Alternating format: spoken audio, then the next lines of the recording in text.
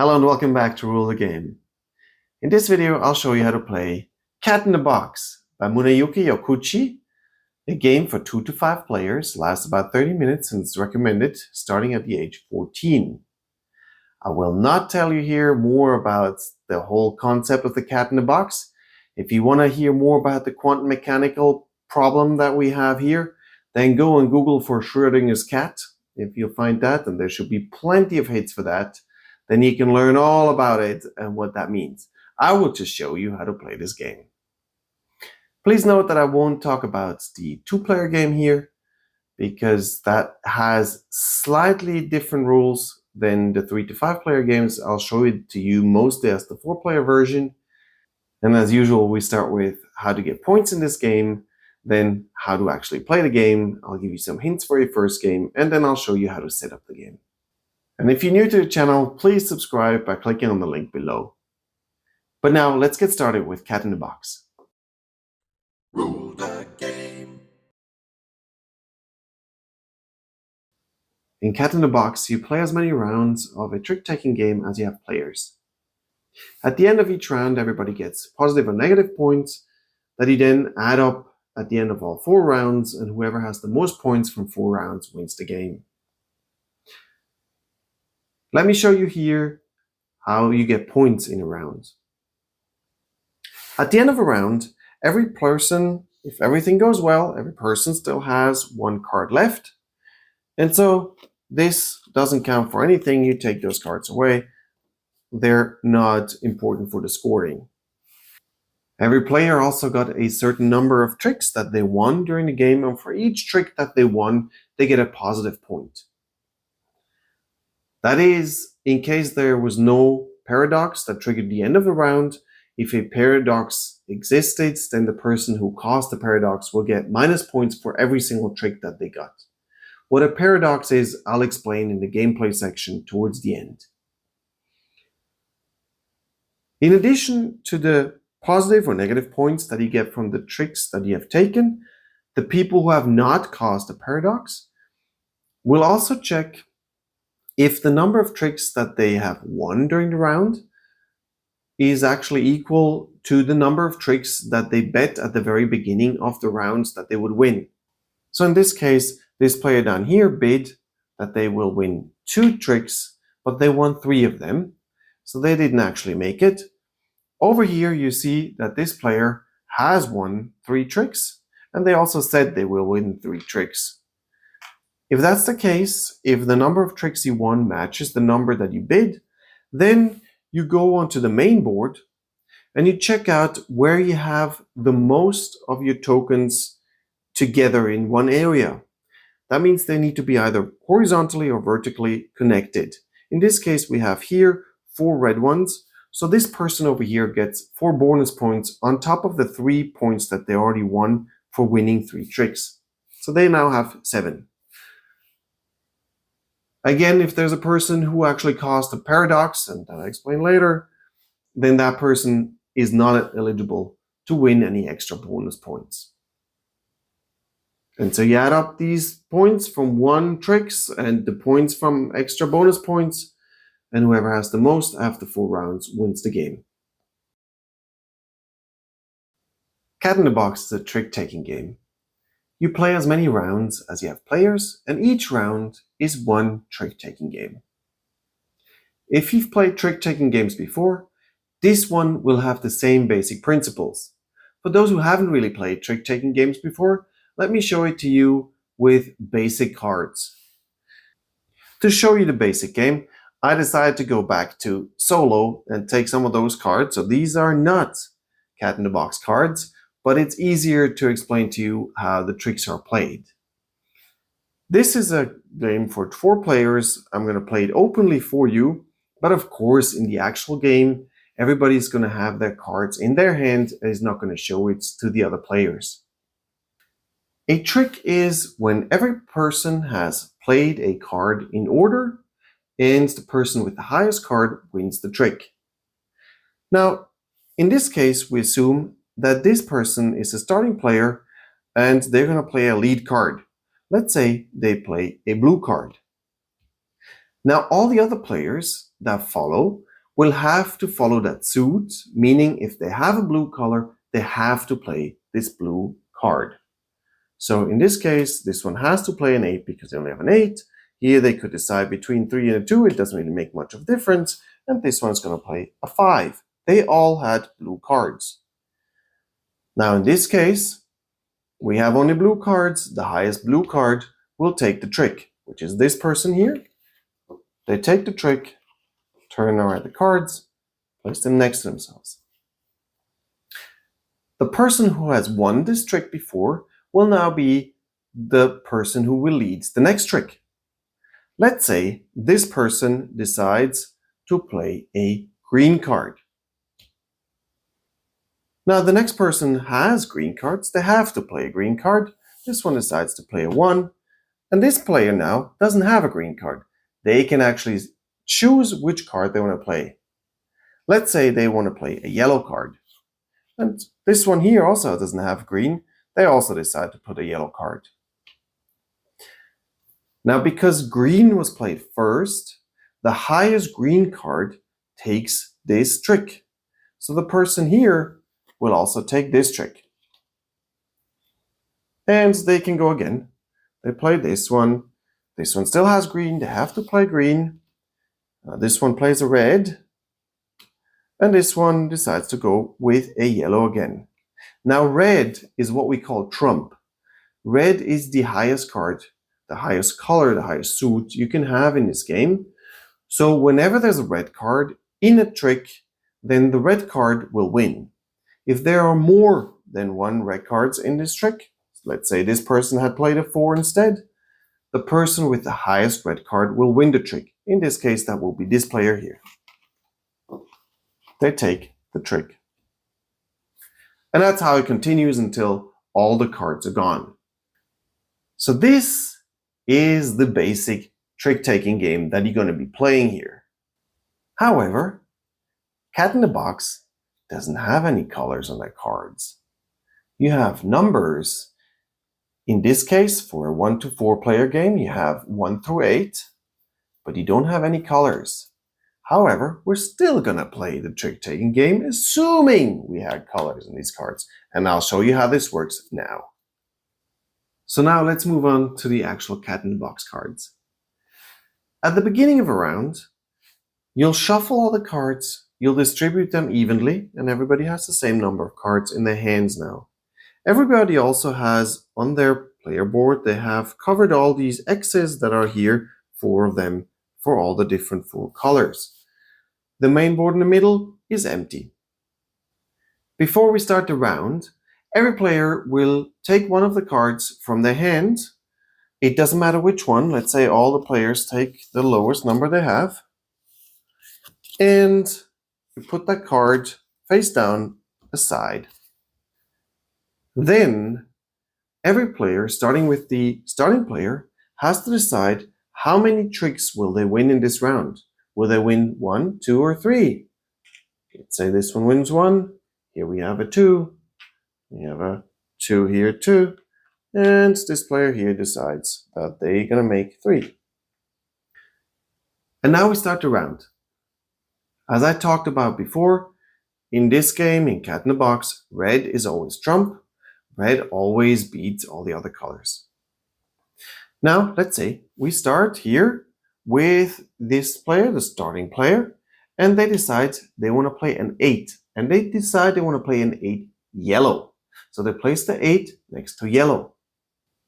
And then, because this player has put an 8 yellow, they put their token here on the 8 yellow, marking the fact that the 8 yellow has now been played. Because in this trick game, every card only exists once. So this 8 yellow is done now. Nobody can play an 8 yellow anymore. Which means the second player whose turn it is can now just not play an 8 yellow. Everything else is still open to them. But because they have to follow suit, because that person has played yellow, if this player decides that they want to also play a yellow, they now have to play another number that is below 8. And this is where Schrödinger's cats, the quantum mechanics, comes into play. All these cards have no color until you play them, and then it's decided. So in this case, let's say this player decides to play a 5 yellow. So they also place their token in a 5. This player here will play along. They will also play a yellow. And they play a 4 here. And the last player here decides, you know what, we're just going to play a 1 yellow. As shown before, of course, if everybody plays yellow, the highest yellow wins the trick.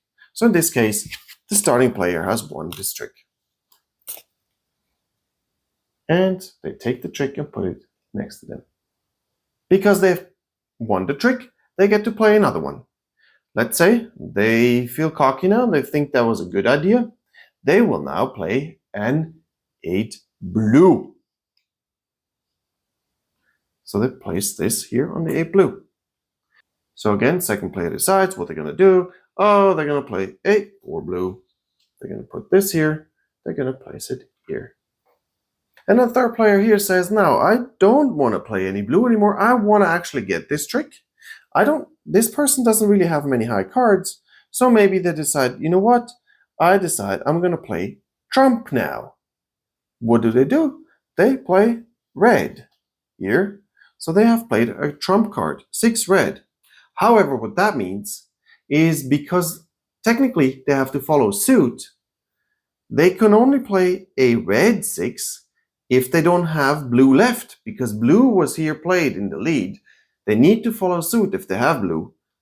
They'd say they don't have blue.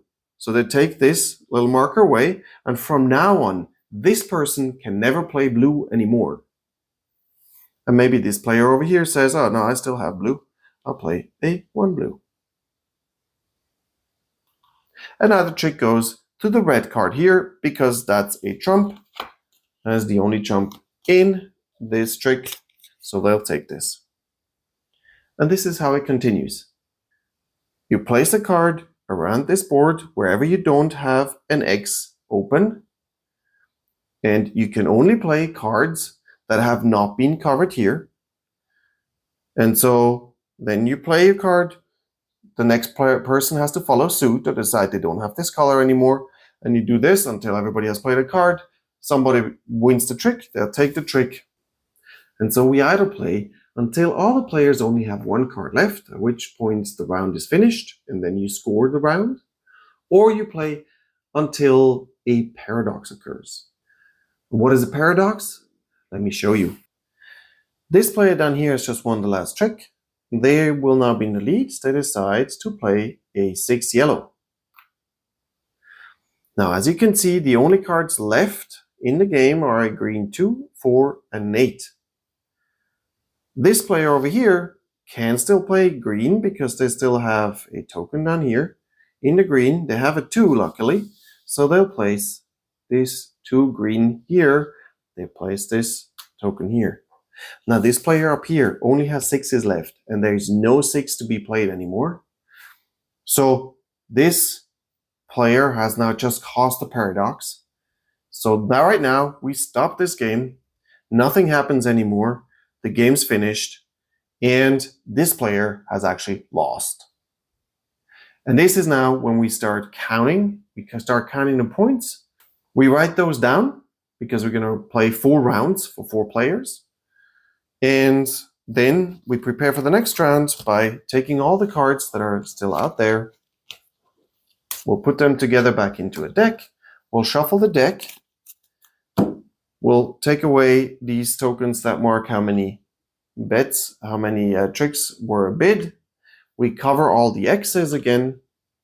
And we remove here from the middle all these tokens so that it's empty again. And then we're ready for the next round. And here's some hints for the first game. The game actually starts at the moment when you get all your cards and you have to take 1 card and put it aside. There, I usually take out whatever card I have most of. Because let's say I have 3 6s, but there are 5 in the game, and let's say 2 other players have 6s too. If they end up playing their 2 6s first, then I can only play 2 6s. Because there are only 4 6s that can be in a game. The 5th one will be lost. So that's why I usually try to get rid of whatever I have most of. Unless, of course, I have a bunch of 8s and I really want to keep the 8s because I want to win the tricks.